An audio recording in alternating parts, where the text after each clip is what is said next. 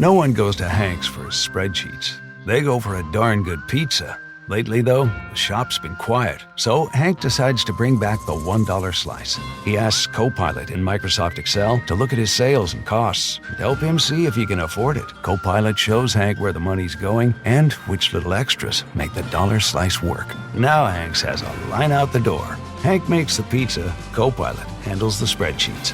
Learn more at m365copilot.com/work. I'm Angie Dwyer, and when I'm not pulling suckers off my tomato plants in my garden, I'm stacking Benjamins.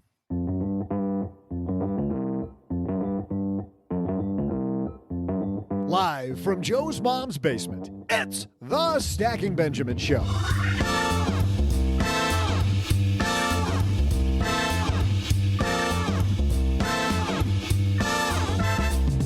I'm Joe's mom's neighbor, Doug, and are you overworked and underpaid? Thinking about the gig or sharing economy as an answer? Before you do, you'll want to hear today's guest, Juliet Schor, the author of the bestseller After the Gig.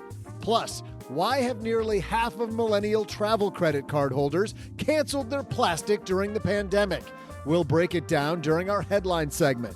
And we'll still save time to throw out the Haven Lifeline to Bill, who has a question about making withdrawals from a 403B. And of course, I'll share some awe-inspiring trivia.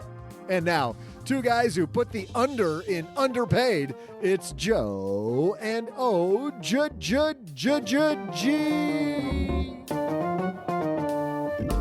I always say whenever we're talking about raises, I got the under.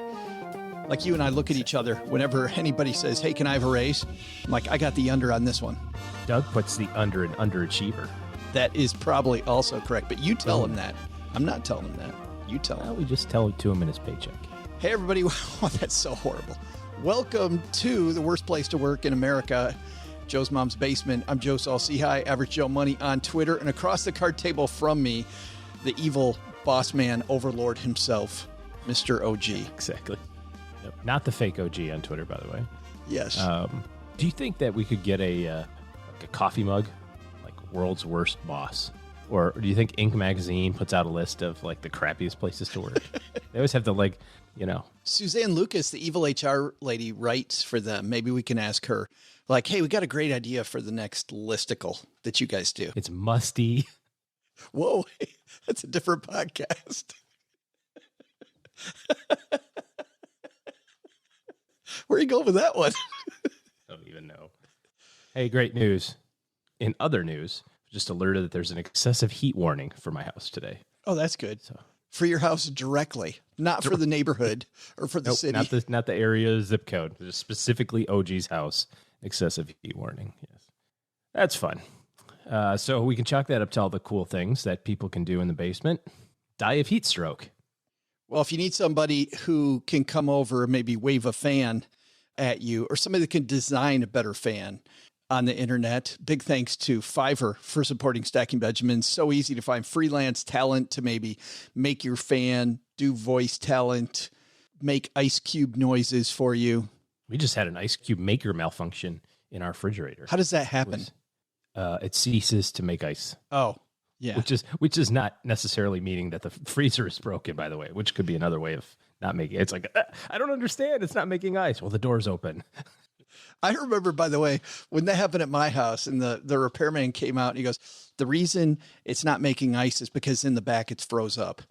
I'm like, wait, isn't that what it's supposed to do? Isn't it supposed to? Hold on a second. Isn't that the whole goal? Exactly. I think it's overachieving. Ours was a little motor thing, and kudos to Mrs. OG. She's like, we don't need a repair person. We'll just order the part and do it ourselves because DIY is my middle name. This is going to go well. Truthfully, it was actually pretty easy. What could possibly go wrong? Anyway, thanks to Fiverr for supporting Stacking Benjamin. So easy to find freelance talent for your business or your product. Don't waste any more time. That derailed in a hurry, by the way. Get 10% off and the service you deserve because you're a stacker by going to fiverr.com and use code SB. Thanks also to Student Loan Hero for supporting Stacking Benjamins. You know, when it's time to start paying off your student loans or to see the latest what's going on with repayment programs, especially, by the way, if you're one of two groups, either people who have loans that have just been affected again by the new rules that say that you don't have to pay off your loan. You don't have to start repaying your loan again until 2021. Or the second, if you're somebody who isn't part of that group, because lots of student loan companies changing a ton your repayment options, head to studentloanhero.com. We got a great show today. Juliet Schor is joining us today. It turns out, OG, the promise of the gig economy. And you and I have been hinting at this for a while. Maybe not the way that it turned out. The thing that we thought it was going to be versus what we have now. The sharing economy, not so sharistic, to put it mildly. We're going to talk about the problem. She has some potential solutions. I think you and I may talk about others. That's on today's show. But first, we've got some interesting, to say the least, headlines. So let's get this party started. Hello, darlings. And now it's time for your favorite part of the show, our Stacking Benjamin's headlines. Our first headline comes to us from Investment News. Fidelity offers first Bitcoin fund. You knew it was only it was only a matter of time, man. Why would I just have Bitcoin when I could get a Bitcoin fund? You know the fastest way to get to $1 million in your Bitcoin fund? Start with $100 million? Start with $2 million. Fidelity Investments is launching its first Bitcoin fund, adding its establishment name and star power to the fledgling and often controversial asset class. Here is my big problem, and it's right here in the first sentence, OG. Is Bitcoin an asset class or is it a currency? What is C, none of the above? I'll take nothing for 300, Alex. It was meant to be a currency, though, wasn't it? People investing in a currency drives me crazy. Well, I mean, so here's the thing. Like, think of it this way. Let's say that you worked in Canada and the United States, or you worked in the UK and in the United States, and you had, homes in both places, and you were both. It would make sense for you to have money in the UK in banks. It would make sense for you to have money in the US in banks, because you would have the opportunity to decide how to pay for things. Sure. And it makes sense because that's your life, right? You're not gambling with whether or not the pound is going to outperform. None of that matters. You're just saying, well, I live here and I live there. But nobody lives in Bitcoin land. Well, and to completely make your point, I think, even if you have some money in the US, if you live in the UK, you just don't have stacks of dollar bills in your basement. Like, that's dumb. You take the money and you put it in investments inside the US. You have it in a savings account inside the US. The savings account is the quote investment, right? And I know a savings account's not an investment. The money market or the mutual fund or whatever, sure. But you have it in the US currency or in the euro or whatever. Property or something like that. You're using the currency in order to buy investments. Yes, the currency itself is not the investment. Right. So, and I get it, guys. I get please don't write us about the fact that you can make tons of money in Bitcoin, and people have. Yes. And Bitcoin will continue to be the Wild West, and possibly people will strike it rich on Bitcoin in the future, but that doesn't make it an investment. Bitcoin, I think, is the Beanie Babies of the investment community. As long as you get the tiger one with the glasses, that's worth, $1 bajillion, $180,000. Yeah, and I'm not saying that it's a fad. I think crypto is going to, as you look at these big companies integrate crypto into the way that they work, this idea of a quick, fluid exchange that crypto promises makes sense. But again, OG, it makes sense from a currency perspective to me. Yeah, it barely does that for me personally. I look at it more of the technology is what's beneficial out of all of this. The blockchain. Yeah, the idea that one can transfer stuff and it's easily recorded and some of the benefits that that's going to provide for different people, I think it's helpful. But isn't playing blackjack more fun than buying Bitcoin? Like, it's the same outcome. It's binary, right? There is no middle ground. It's like Tesla options on Reddit. There's no like, made 10%. I guess I'm good. No, it's like I was rich or broke. Those are the two choices. And the same things with Bitcoin, it seems to me anyway. The Fidelity money manager said in a filing to the Securities and Exchange Commission, it'll begin to offer the wise origin, love that, Bitcoin index fund one through a new business unit called Fidelity Digital Funds. Peter Jubber, head of Fidelity Consulting, will run the new business unit, the filing shows. The passively managed Bitcoin-only fund will be made available to qualified purchasers through family offices, registered investment advisors, and other institutions. According to a person familiar with the matter, Fidelity Digital Assets will custody the fund, the person said. The minimum investment, OG, $100,000. Well, at least it gets rid of the riffraff.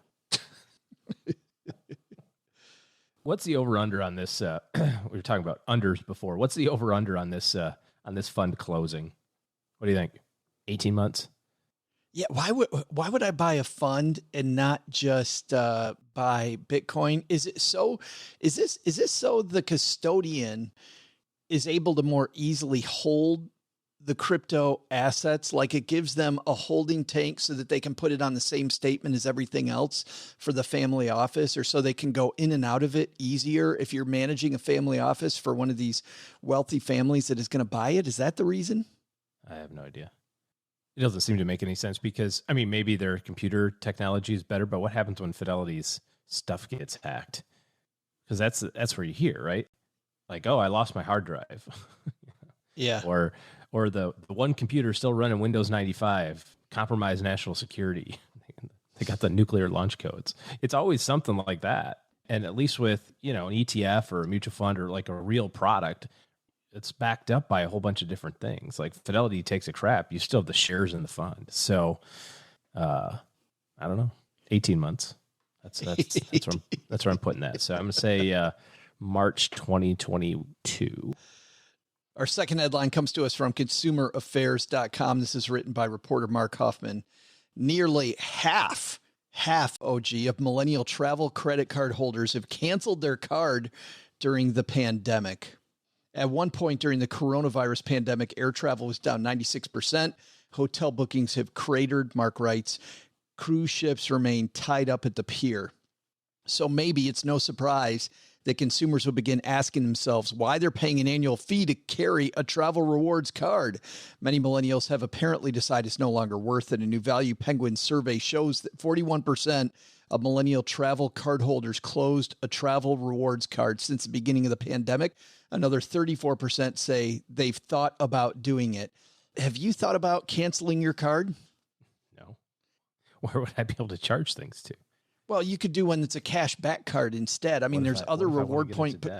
Oh, you're saying, I see what you mean. Like, yeah. I don't need my miles anymore. I need, something different. Well, and I think that's kind of short-term thinking because at some point you're going to want to travel again, right? And if I just keep banking more points, unless I have a travel reward card where my points expire, banking more. Well, some of them do. Yeah. Banking more is not a bad deal, though, if they don't expire. I think it's a little bit more of a pain in the butt to deal with all that. So, nope. We're not big into the points game in as much as like travel cards and stuff like that. We're pretty universally American Express, so we get our, membership points. But the other ones I hadn't really thought about canceling or whatever. There's another side to this, though, OG. Matt, our friend Matt Schultz. I know Matt, chief credit analyst at LendingTree. By the way, the parent company of today's advertiser, Student Loan Hero, says it doesn't surprise me at all that many people are closing travel cards right now. Many Americans are simply trying to keep food on the table, and hoarding travel miles and points just doesn't make any sense for a lot of people at this time. That take makes sense to me. Get rid of unnecessary fees. Yeah, I was going to say, if your card has a cost, which it likely does, if it's a reward card, if you're not getting that ROI anymore, then you can get rid of it. I do know that there's an article I read the other day about Capital One making a pretty across the board cut in credit card limits. And I thought that was kind of interesting because we've had this on the show as a topic before too. Like people will say, well, I've got 20 grand available on my credit card. That's my emergency fund. And it's like, well, that's only your emergency fund if that 20 grand's available. But when times get tough, or banks think times are going to get tough, they will eliminate that risk associated with that. And we have a couple of Capital One cards that we don't use. And they sent us a letter, my wife and I, and said, hey, you don't use this very much, so we're chopping limits by 60%. And 60%? Yeah, it was pretty decent. It was a pretty healthy cut. So you went out and ran it up so they never do that again? Yeah, taught them a lesson. Like, when does this take effect? Tomorrow at midnight.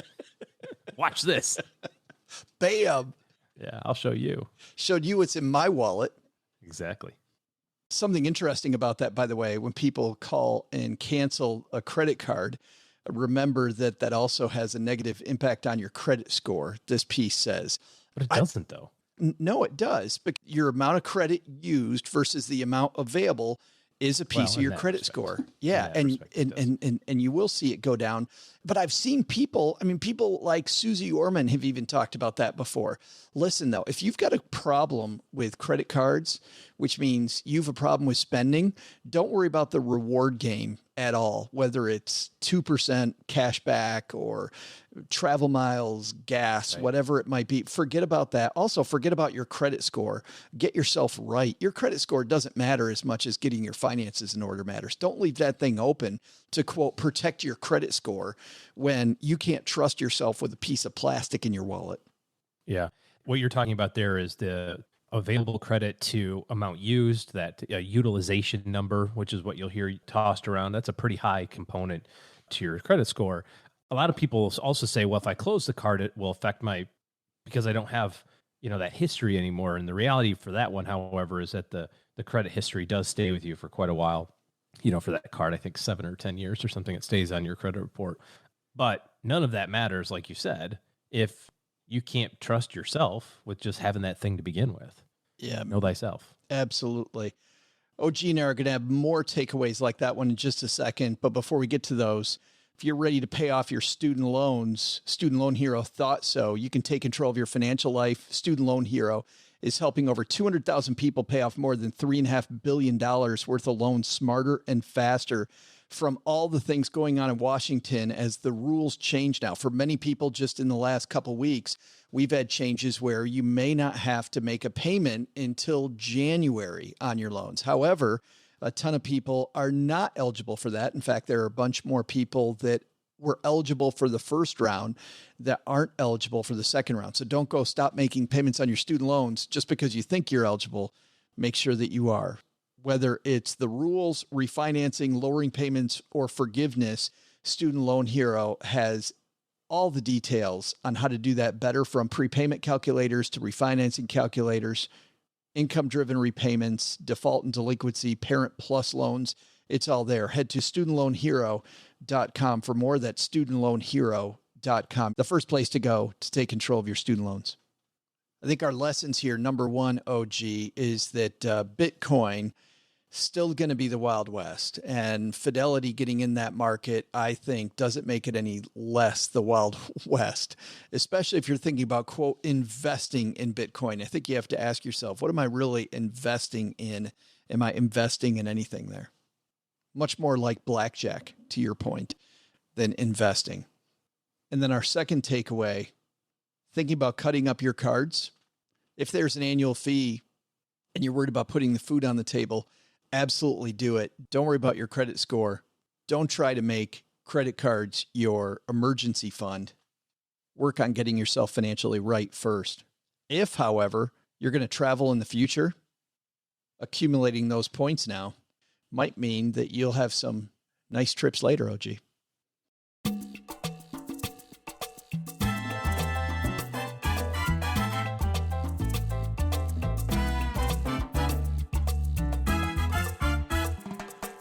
I'm so excited to talk to today's guest because Juliet Schor is a professor of sociology at Boston College.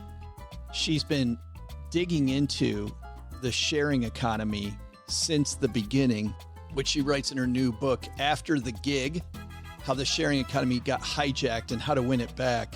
She talks about the promise of the sharing economy at first, and of course, things look a lot different here in 2020 than they did back in 2007, 2008. Before joining Boston College, by the way, she taught in the Department of Economics at this little university called Harvard. Not familiar with that one, but Never heard of them. yeah, but I guess it's okay. Schor is an internationally known scholar of labor, consumption, environment. She has a few other accolades. Oh, gee, listen to this. She's a former Guggenheim and Radcliffe Institute Fellow, recipient of the Leontief Prize in Economics, and the Public Understanding of Sociology Award from the American Sociology Association. She is the chair of the board of the Better Future Project. But today, she's capping off her career, I'm sure, climbing to the top of the mountain. All downhill from here. By appearing on the Stacking Benjamins show. Let's say hello to Juliet Schor. And on my dad's shortwave radio, Juliet Schor joins us. How are you? I'm well, thank you. Before we get into the sharing economy and hopefully fixing the sharing economy, what do you think that COVID has done to the sharing economy in general? It's had a huge impact. I mean, some of the obvious stuff is some sectors have pretty much collapsed, like ride hail. Others have soared. Shopping, Instacart, grocery shopping and delivery, food delivery, prepared and groceries. It's also affected platforms like care.com, which provides in-person caring labor, elder care, child care, where people are not wanting others to come into their house, cleaning. So it's really affected the person-to-person services, which is a lot of what the quote-unquote sharing economy has been about. Well, here's one interesting one, though. Airbnb collapsed when the lockdown started. They're reporting that June and July, they were back to last year's levels, which means I think mostly people are renting whole apartments and houses because they don't want to go into hotels. So changes in the pattern of demand from the consumer side for sure. And then there's a lot happening on the worker side. Interviews I've been doing with a team of researchers at Northeastern, with shoppers and delivery people, the workers are talking about how hard it is to get work right now because so many people have flooded onto the platforms.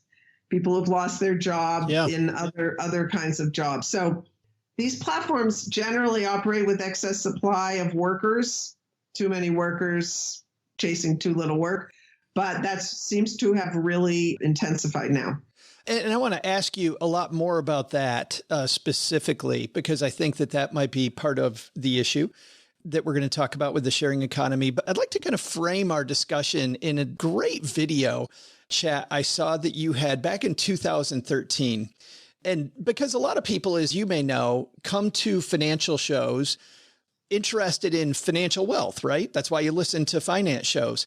But in this interview, you talked about how there's other types of wealth. There's time wealth, and there's the ability to be with your family more.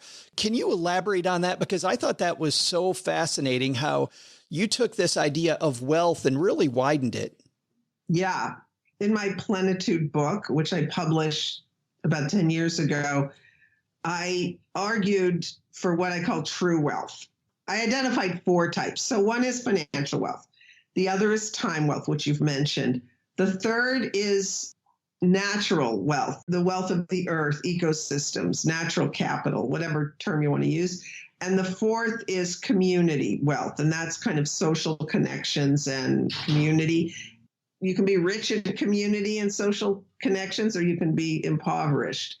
And what I argued in the book was that our economy has oriented people far too much to just the financial wealth. So we're trashing the earth, we're trashing each other, and we're spending so many hours at work and too frenzied and harried. And there are reasons for that. It's not just the moral failings of individuals. It's the way our economic system is structured that's doing that. So I think we need to change the way our economy works in order to really fully invest in those 4 kinds of wealth. But to have a decent world, to actually have a livable world, to avoid ecocide, we've got to invest in all 4. Well, and that was the hope of the sharing economy, right? You and your team point out that really a lot of the sharing economy comes from the big problems during the financial crisis. People thought that maybe there's a better way. Can you walk me through how that kind of went off the rails? Yeah. Let me start with what it was supposed to do. In the book, I call it the idealist discourse, and it actually addresses those 4 kinds of wealth in some important ways. So In the early days, the idea of sharing was number one, economic efficiency. You have spare resources that you're not using, a spare room in your home. You're driving somewhere, you've got a seat in your car. You could share it with somebody else. That would reduce carbon emissions. Home sharing would reduce the construction of new hotels. That was the idea. So there was going to be that ecological impact. It was going to create connections between people. Neighborhood sharing platforms were going to bring neighbors together, because instead of buying everything for yourself, you'd just borrow each other's. And we were going to be able to control our time better, because one of the things about these labor platforms is they do allow workers to work when they want, as much or as little as they want. And it was supposed to bring economic opportunities to people who were struggling because of the recession. Okay, so what happened? So there were a lot of small, like community-based sharing initiatives that really tried to stay true to these things, but they didn't really take off the way the big corporate players did.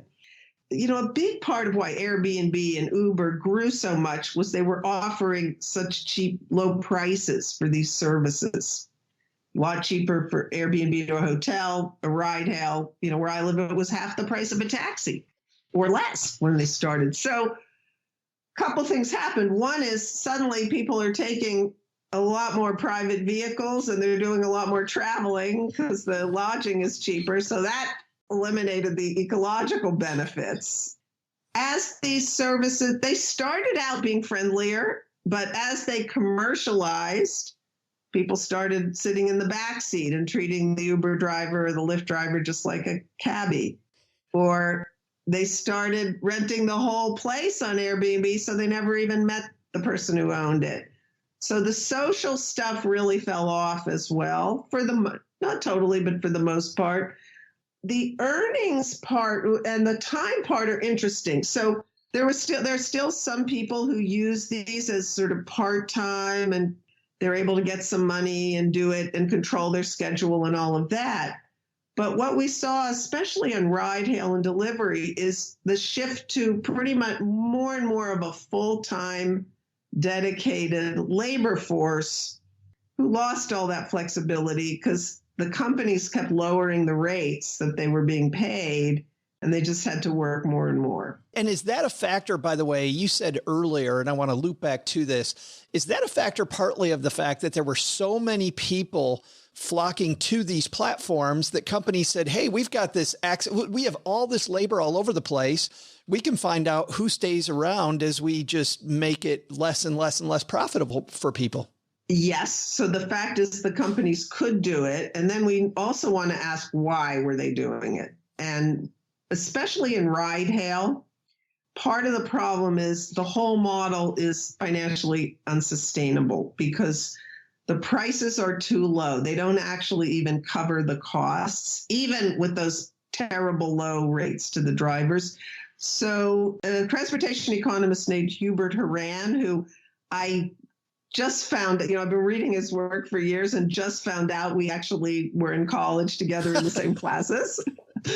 A really interesting guy. And he's been on to Uber and Lyft from the beginning. And he calculated they were giving about a 40% subsidy for each ride.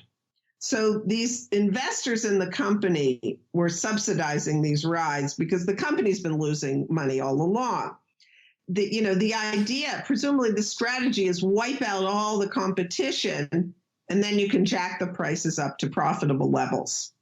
But in the meantime, because there was a lot of competition to keep the prices low, because Uber has Lyft as well as public transportation, plus the fact that people don't have to take these Ubers a lot of the time. They can walk, they can not go somewhere. It turns out that something like 60% of the trips are trips that didn't have to be taken by a private vehicle, the ride hail. So they're losing all that money. And so that just put a lot more pressure for management to reduce the costs of the drivers. And so they had the pressure and they could because the drivers are there. When they have trouble recruiting drivers, they give bonuses, incentives, they do pay more. I'm in Boston. It's a city that's always had a really strong Lyft presence. the drivers here, I think, are getting a better deal than the places where there's not much competition from Lyft. Yeah, looking at most of these programs, it seems, I feel like the sharing economy has turned into luring people who are kind of bad at math, like people who don't understand that it's very difficult to make a living. You know, you talk about there was a promise initially. You've got a woman. Well, it's really neat. You have a lot of stories about real individuals in your book. But there's a woman named Bev, and she's not an activist. She's not enamored with anything except the fact that she can have flexibility and the pay's pretty good. And now the pay is not that good. And because she doesn't want to do it full time, she's been blocked by TaskRabbit. They don't even consider her anymore. So this ability of being flexible and having great wages, which, by the way, you think about anybody who owns any business, if you have flexible hours, great pay never comes along with that, right? I mean, is that an unsustainable promise? I think it depends on the skill levels and exactly how the product is, so like if you're a speaker who can get a good price for giving public speaking, you can pick and choose when you want, if you have some market power. But as you sort of move down the labor market in terms of market power and skills, generally people have to trade off income or, wages for flexibility. Yeah. So the more flexibility you want, you get paid less. Yeah, which seems like that's where we're headed with these then, is what you're saying, is because of the fact that we get less flexibility, we're being paid less and less and less. We're being told more what to do by these instead of getting what we were promised. Yeah. And your point about, I forget the term you used, but the lack of financial literacy that we're seeing with some of the workers here. Yeah, just people bad at math. Yeah, people bad at math. So there's a number of studies of ride hail, which show that quite a few ride hail drivers don't actually know what they're making so they're looking at their gross, they're not looking at their hourly. And then of course calculating the expenses is complicated. How do you do that? We have in our research found people who are freaking out when April's coming around because they're independent contractors and they're going to owe taxes. We had one interview with a bicycle courier delivering prepared foods. I'll never forget this. This is such a perfect moment. We asked my grad student interviewed him and asked, how much do you make an hour? And he didn't have any idea. And he said, well, let's figure it out. And he goes to his app and he looks up and he calculates the number of hours and he realizes that he was making $6 an hour. Yeah. But he was living with his parents. To him, it was like, okay, I'm earning this money. He wasn't thinking about it in terms of, am I earning enough to make a living or, pay rent, or he was sharing food expenses with his girlfriend and just, the companies are getting these people for almost nothing. And it's really uncertain what you're going to make. One day you might make a lot, the next day very little. And people talk to us about how they go out there and they just don't know. If you just need it for extra income because you've got a decent job with benefits and so forth, and you can figure out the good times to go, it can work. But the people who are dependent on these platforms for their livelihood, they're out there every day. Yeah, because they have to eat tomorrow. If you're living paycheck to paycheck, it doesn't matter. I want to get to, and I'm looking at the time, and holy cow, I could talk about this for forever, but I wanted to talk a little bit about, and you have so many different ideas at the end of the book as to solutions. But it seems to me that one solution you presented, I found really compelling, was this idea of a bunch of people owning the asset together. So there was a gentleman, I think his name was Tim, who talked about when it comes to ride sharing, maybe we all own the cars together. We decide when we add a new car, we decide when we add new drivers.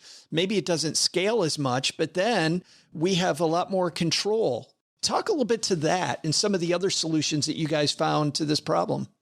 Yeah, there's a whole movement called platform cooperativism, which is to create the worker-owned platforms. So they're using all the same advanced technology and getting all the benefits of this technology. But instead of so much of the money going to the investors and the shareholders and the founders, it's going to the people who do the work. And that's the premise of a cooperative. So we studied a cooperative of artists, photographers who have a platform and they sell photographs online. And it works incredibly well. The artists get a lot more money than when they work for basically the Uber of their industry, which is something called Getty Pictures. But there are co-ops forming small co-ops forming in driving, in house cleaning, in delivery. They're the best of both worlds in the sense that they get the benefits of the technology, but not the predatory behavior by the companies. I think what's difficult is to figure out how to scale them, because these big companies scaled with huge marketing budgets, huge budgets for incentives. They could burn through billions of dollars just establishing themselves, which is something that a co-op can't do. But even without the predatory stuff, which, I mean, that's one big whole topic, I don't feel like the sharing economy, the way it's happening now, is sustainable. I just don't feel like it's sustainable. I think at some point word catches on that these are predatory companies and we can't work for these companies long term and ever get anywhere. I feel like some of the co-op solutions that you present are much more sustainable for everybody. We could operate that way for a long time, and maybe the people that create the platform make money, but because you're paying a living wage that people can accept, now it lasts for a long period. Yeah, well, I think you're right. But if we're in a big recession going forward, we don't know what the labor market's going to look like. If things are more dire, the companies are going to be able to get people because they won't have other options. Yeah. And that's one of the ways they started. I mean, we found, I was one of the earliest researchers of the sharing economy. We talked to a lot of people in the early days who couldn't find work, mostly college students who were coming out of college in the Great Recession. And so they just turned to these platforms because they couldn't get other kinds of jobs. So you're right that their models aren't long-term sustainable, but, they may be able to get people. Now, the one that I think is more sustainable is Airbnb. And I'll tell you why. With Airbnb, the guests like it and the hosts like it. The platform takes a reasonable fee. It's not a gouger like the ride hail, for example, or, TaskRabbit was taking 30% of the first task that between a poster and a tasker. I mean, that's a huge fraction based for what they're doing. Airbnb is more in the total of a 15%, half from each side kind of thing. The problem with Airbnb is on the people who aren't using the service. It's the people who can't rent apartments anymore because they've been converted to Airbnbs, the people whose neighborhoods have been destroyed, so that's what we would call an insider-outsider issue. So the insiders are happy. I do think Airbnb has a more profitable future than ride hail, which I think will have to shrink to be profitable because it's just the volume of private cars and private deliveries that these ride hail companies are trying to, the size of the market, I just think is too big for a full cost pricing. The book is called After the Gig, How the Sharing Economy Got Hijacked and How to Get It Back. I'm assuming the book's available everywhere. Yes, absolutely. Well, congratulations to you. I know a team of people worked with you on this. Great job by everybody. Thanks so much for spending some time with us talking about the sharing or maybe non-sharing economy. Thank you. It was really fun. Hey, trivia fans. I'm Joe's mom's neighbor, Doug. And I've been thinking the Democrats had their convention for Joe Biden and Republicans had their convention for Donald Trump. So I think it's about time we have the convention for the least crooked candidate of them all. And you know who that is? It's me, your favorite neighbor, Doug. I can wholly endorse that it's about time that the U.S. citizens know exactly what I stand for. Since I'm so not crooked, no super PACs support me, just the hardworking podcast listeners of America and these 2 feet. No special interest money gets in the way of my decisions unless your name is Gertrude and you want some more of the shrimp special down at the Sizzler and you throw $5 towards the bill. Know what I mean? Nothing besides that, though. And definitely no quid pro quo. Except maybe the time that Joe's mom said she'd let me watch Wheel of Fortune with her if I pitched in on making her favorite eye-watering brownies. But I'm not crooked. So now, before we blow the lid off this convention, let's amp up this podcast with a dose of incredible trivia. Just like, I'm the all-time hit candidate of this election cycle. This week in history, back in 1985, Major League Baseball got a new leader in all-time hits, and in fact, he still holds the record. So the question is, who is it? I'll be back faster than you can write in Neighbor Doug on your presidential ballot.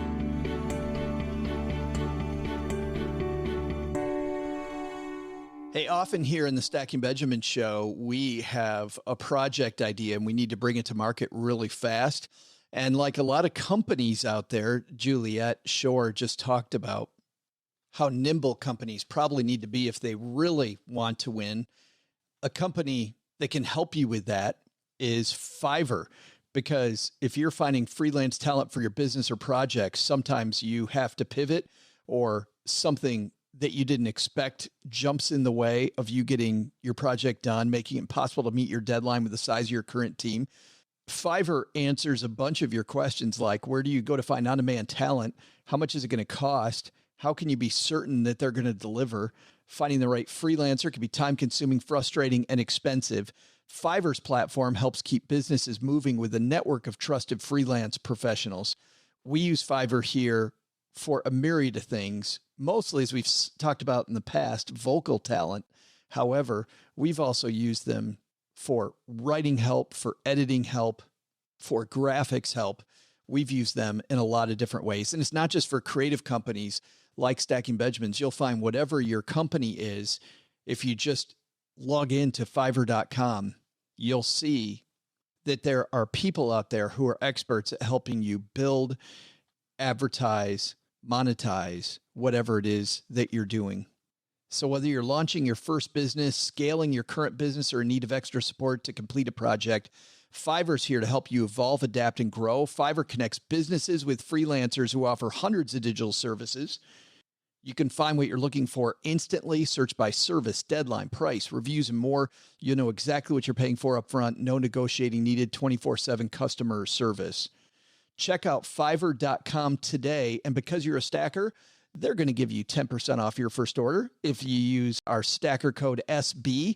It's super easy. Find all the digital services you need in one place at Fiverr.com, code SB. Again, that's Fiverr.com, code SB. Well, all the things that we'd love to do for ourselves but haven't done for whatever reason. For me, when I was young and had braces, I didn't take it as seriously as I should have, mostly because I was young and I didn't get it. So because of that, my bottom jawline especially, my teeth are all over the place. Well, I'm done putting it off. And thanks to Candid, straightening my teeth is simpler, easier, more comfortable than ever. Candid's clear aligners are comfortable, removable, and practically invisible, unlike wire braces. You can transform your smile without anybody noticing. Plus, your treatment's prescribed and monitored remotely by a licensed orthodontist who's an expert in tooth movement. And it's all done from the comfort and convenience of your own home. Candid only works, by the way, with orthodontists, never general dentists like other companies. Plus, your supervising orthodontist will be with you every step of the way. With Candid, your treatment includes remote monitoring by the same orthodontist who created your plan, so you never have to worry how you're doing. You'll always know, and I absolutely love that. Average Candid treatment, it's about 6 months, and you'll start seeing results way before then, and it costs thousands less than braces. So start straightening your teeth today. Right now, all of our Stacker friends can save $75 on Candid Starter Kit. Go to candidco.com/SB and use code SB. That's candidco.com/SB, code SB. Take advantage of this limited time offer to save $75 in your starter kit. candidco.com/SB, code SB. Hey, fellow Americans and other nationalities, it's your presidential pal, Joe's mom's neighbor, Doug. The Doug 2020 National Convention is going better than I could have ever hoped. You just missed a rousing number from Cooper the cat, and Joe's mom was completely moved to tears. I'm sure that had nothing to do with allergies, though. Joe's mom is preparing to take the stage right now by the canned peaches, and I think she's talking about how to make the pantry great again. Yeah, Joe and OG still owe me a speech, but of course, those slackers haven't passed along the manuscripts yet, running behind as always. Because of this unacceptable level of non-action, I can tell you who won't be my secretaries of state. I still might make Joe the foreign ambassador to Bavaria or maybe somewhere even further away, but he better start impressing me, I'll tell you that. So many jobs to fill when I'm elected president, and so few qualified candidates. At least here in the basement anyways. Well, I got to get back to the convention, but before I do, let's get back to today's trivia. The question was, this week in history, back in 1985, Major League Baseball got a new leader in all-time hits, and he still holds the record today. So the question is, who is it? Would you believe it's the very guy who got banned from the MLB for betting on games, Mr. Charlie Hustle himself, or, you might know him by his real name, Pete Rose, who ended his career with 4,256 hits, which is still good enough for first place today. But still won't get him into the Hall of Fame because, the whole the betting thing. One thing you can bet on, though, and not feel bad about, Doug for president. Yeah, that's right. Hashtag Doug 2020. All right, Joe's mom's taking the stand. Gotta go. You said Rafael Palmeiro. I can't think of Rafael Palmeiro without thinking about a guy throwing a football through a tire. Remember those commercials? No, I don't. The commercials that talk about if the time's right. Oh, that wouldn't be anything I'd be watching, but I can understand a man of your easy age. I was way off. I thought that he was up there, but that's not true. He's not on there at all. He's toward the bottom. He's at 3,020. Oh, but how about Pete Rose? Should he be in the Hall of Fame? Care so little about baseball that I don't care one way or the other. Sure. What do you think? Yes. I think it's probably better than for us to pivot to a different topic is what I think. That could have been fascinating, but with a different audience, plus probably baseball, not what we want to talk about, because I think what we really want to talk about is this piece. I'm not sure about Juliet's solutions, OG. I do think the idea that you can do the sharing economy probably much better though in the way it was intended and save money if it's more local, right? You'll see some of these Facebook sharing groups of people that are just in a certain community. You've got these hand-me-downs. I need these hand-me-downs. You've got this thing. I need this thing. And we barter and we trade. That goes back to the roots of the sharing economy. But trying to do this on a national or international level takes investors. And I think the second you get investors involved, it's very difficult to go, no, this is about sharing, not about cleaning up as much as we possibly can. Right. Well, yeah. I mean, because people who have excess capital and they want to invest in companies are expecting a return. Sure. There was a article in the Wall Street Journal a couple of weeks ago about Ford Motor Company and how because of the fact that they have quarterly earnings all the time, they're just so far behind in terms of like innovation, or at least this is what the article was saying, that they're behind in innovation compared to some other places, think Tesla, because they've got to like stick to their bread and butter because people expect their Ford dividends. People expect they're like plodding along. Meet the next number instead of a 10-year number. Yeah. And so the article said, maybe they should take Ford private, owned by a few PE firms who can really crank on innovation and then relist it out as a tech company later, which I thought was an interesting spin. It is frustrating because I do think that that while companies like Uber and Lyft, I mean, to Juliet's point, when I asked her about whether these are sustainable, and she said, of course it's sustainable as long as you've got plenty of people that want to work at this rate. Uber can keep paying people next to nothing. Right. But I think a company, more like Starbucks, that looks at the fact that if you pay your people a living wage and they're able to make money, you have a much more sustainable approach. Of course, that doesn't happen all the time, right? I mean, Starbucks went through a period, if you remember, a few years ago where it looked like big doom and gloom for that company. Just got really ugly at Starbucks. So it doesn't mean that there's a panacea. I think this is a very difficult topic. I mean, I think this is a hugely difficult topic. I agree. Oh, and I'm sure there's more to follow on all of this. Yeah.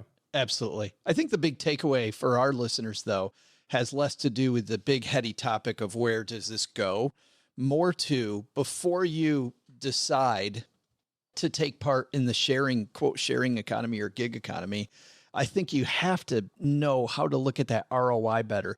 And we didn't really get into this with Juliet OG, but I think that when you're doing this math, looking at things like the depreciation on your automobile, how do you pay your health insurance on your own? Because that's going to be a factor, right? And you look also at the fact that what type of business is worth owning? It isn't worth owning a business if it only pays today's wage. You have to be able to save some money as well. So as an example, you look at a restaurant tries to make their food cost as small as possible in relation to the price of the dish to the customer, which brings up, the real problem with owning a restaurant. It's not about being able to make good food. It's about being able to make good food and be able to save enough money to make good food for a long period of time. Well, I think that even if you're not a business owner, this goes to any time that you decide to do anything with money, you have to examine it from the perspective of how would I do this if I was running it like an operation, like an organization. You talk about how you have your family meetings about money. That's what happens at a large organization. When you think about decision making for new purchases, or you think about decision making around investing, if you take it from the approach of being a CFO or the CEO of an organization, and this would go into, do I go rent a room out of my house, or do I buy a vacation property and Airbnb it, or do I go drive Uber or whatever? If you look at it from all the perspectives, you come up with a better ability to make better decisions. I totally agree. Hey, let's throw out the Haven Lifeline, OG, and tackle life's most important questions. Our friends at Haven Life Insurance Agency, they put what you value first. Mackinac Island fudge ice cream. That is oddly specific. Don't judge me. After a month in Vermont, I need to say like Ben and Jerry's. Oh, yeah. And craft New beer. York Super Fudge Chunk. So good. It's actually your loved ones and your time. But hey, if I can have my loved ones and my time along with some Ben and Jerry's, that's fantastic. That's why they've made buying quality term life insurance actually simple. Head to stackingbenjamins.com/Haven Life now for a free quote. If you're somebody who needs life insurance and you know that you need life insurance, hit pause right now. Head to stackingbenjamins.com/Haven Life. Then you can unpause the episode. Stop putting it off. We have no idea when something bad's going to happen. Get that done. Something we're getting done today, though, is we are throwing out the Haven Lifeline to our friend Bill. Say hi, Bill. Hi, guys. I have a 403B with Guidestone, if that's important. It has expenses in the and fees in the range of 0.5 to 1.8%. There are no annual fees, and it holds about 20% of our retirement funds. From what I understand, because this was clergy income, I have the ability to take some retirement funds out of this account tax-free as a housing allowance. I retired from my clergy work last year. I'm still working part-time in a non-clergy capacity. I'm 58 years old. Am I allowed to take the housing allowance distributions from my 403B, use it to pay for my housing expenses, then deposit earnings from my wife and my part-time jobs then in our Roths or in Roth 401ks? And would this be wise? Thanks. Size large. Thanks, Bill. Congratulations on the retirement, by the way. That's good news. And now, OG, the part that I love, and this is the question I think not enough people ask. Going back to 7 Habits of Highly Effective People, Stephen Covey said, when you pick up one end of the stick, you pick up the other end. And we get tons of questions about how do I put money away? This side of the equation, every bit is important. Now, I got the money there. How do I take it out very efficiently? So can he, number one, take out his housing allowance? The answer to this is yes, a certain amount. But then can he also make Roth contributions based on the money that he has coming in? I don't see why not. I don't see why you wouldn't be able to contribute to the to a retirement plan while withdrawing from another one. You have to have earned income. So assuming that you have earned income, that will qualify that. For the Roth contributions, and if your wife is working or even if she's not working, she would be able to contribute by virtue of the spousal provisions. What you're looking for here is in the IRS publication 517, and it talks all about the housing allowance and the calculation of this. Super technical. This is the job of someone who's going to be willing to go to jail for figuring this out correctly, i.e. a CPA. And when they're willing to sign on the dotted line that says that they are willing to pay the fine with you, go to jail if it's fouled up, then you know you've done it right. So this isn't anything I would try to tackle on my own. I'm not sure if a simple program like TurboTax or Tax Act or whatever would be able to even recognize this, because I think this is a post-distribution credit effectively, because your 403B people aren't going to be able to qualify this as a distribution on the way out. You have to figure it out on the way back when you go to do your taxes, basically. So yeah, you're going to need help. You can't call the people when you're taking $2,000 out and say, hey, this is my housing. Yeah, it's not going to show up on the tax form as a specific distribution type, I don't think. And kind of the secondary issue with this is usually you withhold taxes when you take money out of your workplace plans. So you've put money in, it's grown tax deferred, now you take the money out. You're going to want some help on calculating exactly what, if any, percentage should be taken out in terms of taxes based on the rest of your income outside of that. You know, if all you're taking is the amount that's allowable for the housing component, then you're going to have to instruct the 403B people to not withhold any taxes, even though you'd say, well, if I withhold them, then I'm going to get them back. It's not the same. Nobody saves their tax returns, by the way. So if you over withhold by $5,000 and you get a $5,000 check next April, you don't go, oh, that's my retirement money. No. You end up spending it. So plus you want to keep that money in the plan and deferred longer and growing in the investment accounts. So this is a great question for a tax pro. Quick answers. Yes, you can. Pretty sure you can. And go hire somebody who's way smarter than some two losers on the internet. But wear your cool shirt when you go. And, yes. And then just say, hey, I got this about 40% of the way down the field with these two idiots on the internet. Oh, I think I think it's 80% of the way. Just being able to say, right. Here's the document. Here's who you see. I think that's our job here. That's saying 80%. I say that's 99%. The work the CPA is going to do, they're going to take it across the finish line. They're going to get all the credit. We're not going to get any of the credit, even though we probably deserve 99% of it. Okay, fine. You're right. Big thanks to Bill. I think OG's first number, probably right. Big thanks to Bill for calling in. If you've got a question for us, doesn't need to be a technical question like Bill's, can be a question that you think, man, this seems to me to be a stupid question, but it was always amazing to me when I was a financial planner, how many people would ask questions and go, I think this is a stupid question. And it never is, because it turns out everybody has those same questions. Feel free to call the Haven Lifeline, StackyBenjamins.com/voicemail. If you've got a phone, we know the microphone works there. Just do it there or on your computer if it has a microphone. Doesn't have to be a fancy mic. Just if your computer you can talk into, you're good. StackyBenjamins.com/voicemail. Also, but if you're somebody that needs more help, not with a single question, but with, man, I need to make sure that all of my stuff dovetails and it's all headed toward my goals. OG and his team are taking clients.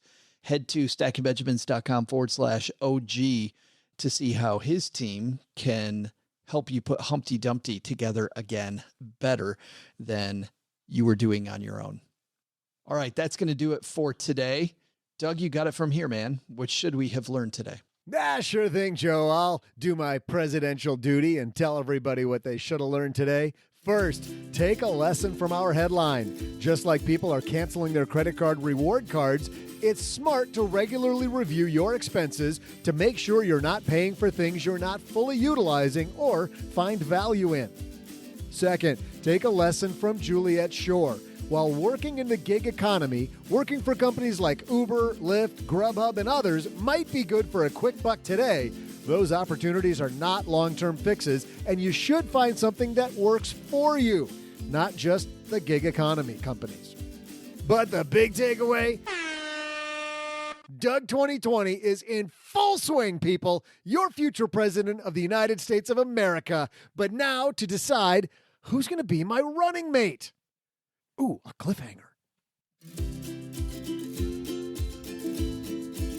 Special thanks to Juliet Schor for joining us on Dad's Shortwave. You'll find a link to her book, After the Gig, on our show notes page at stackingbenjamins.com.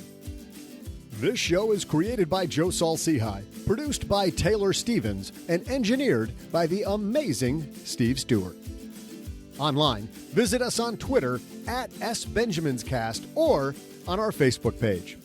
I'm Joe's mom's neighbor, Doug, and if you could only know what it really smells like down here.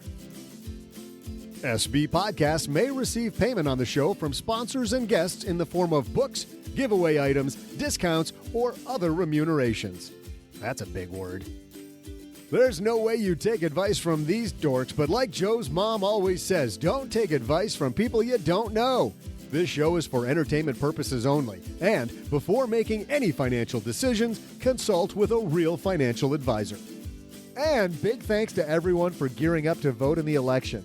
Working together, we can create a beautiful, sizzler-filled America, people. Shrimp appetizer and clean tables in every house.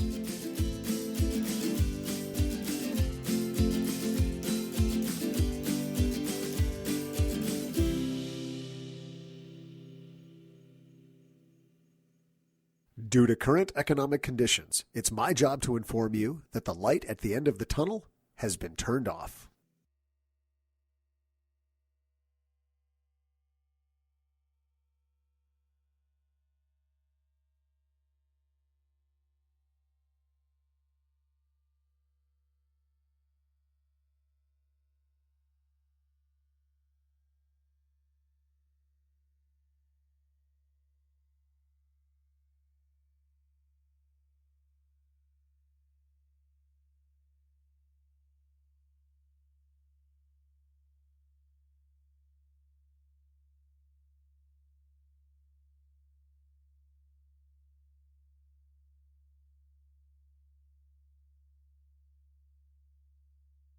Are we in the after show?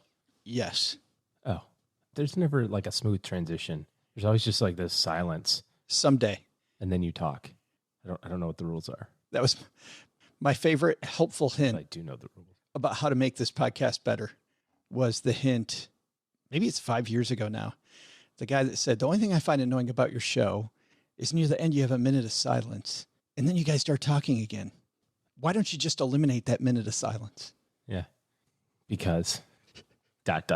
So you great. guys were hanging out and going to look for the moosorum. I'm not sure the conjugation of. Yes. I think the time flux continuum thing on this show where now we're going back in time to when I was in Vermont, It's exactly. which by the way is right now Seems as like we record yesterday. this. Seems as recent as yesterday. Cheryl's been packing the car. We actually leave tomorrow. But when you hear this, because of all the travel I'm going to be doing, we're recording slightly ahead. But yeah, we went to what they call the Northern Kingdom. And by the way, Andy from Vermont, it was a last second thing. And I finally, at the last minute, like the last day we're here, I thought, really want to do a meetup. I know I said we weren't going to do a meetup, want to do a meetup, but it was a last minute thing. Cheryl said, Yet instead another of event. Yeah, That was instead not of going south. So, Andy, I apologize. We were in Derby, where Andy is from, which he says on our intros to Money with Friends. Went through Derby and felt bad. But anyway. What you should have done is just walked around the town with your Stacking Benjamin shirt on just to see. Well, I did. I kept asking people. I'm like, do you know Andy? Because I'm looking for Andy. Do you know Andy? For Andy? Anybody Yes. know where Andy is? What's Andy's last name? I don't remember. I just know Andy from Derby, Vermont, listens to our show. I think his last name is Derby, Vermont. Yes. Don't you guys know everybody here?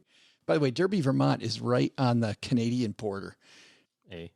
Yeah, you know that whole joke B. about how some politician could see Canada from her house? Andy could probably literally can see Canada from his Russia. house. Russia was the joke. Oh, it was Russia. That's right. Wrong. You can Same. You see how closely I follow politics. Same. But yeah, so we thought we might see a moose. So we drove 2 hours north and did some fantastic hikes. Saw a bunch of bear scat, which, by the way, for those of you who don't know what scat is, that's bear poop. And it was fairly fresh. So we were Based on the taste. we were right. Just missed an awkward moment with a bear. He's like, "Hey guys, do you mind? I'm trying to do my thing here." But we thought we'd see a moose, and I don't know. It was maybe most of the way through the day when Cheryl's flipping through the guidebook, and it said something to the tune of, "If you try really, really, really, really, really hard, like if you're persistent at it, you might see a moose." And then we realized there's no way in hell we're going to see a moose. So, no mooses. Almost a bear. The kid with his new toy. You can't get enough, can you? I'm surprised you're not blind.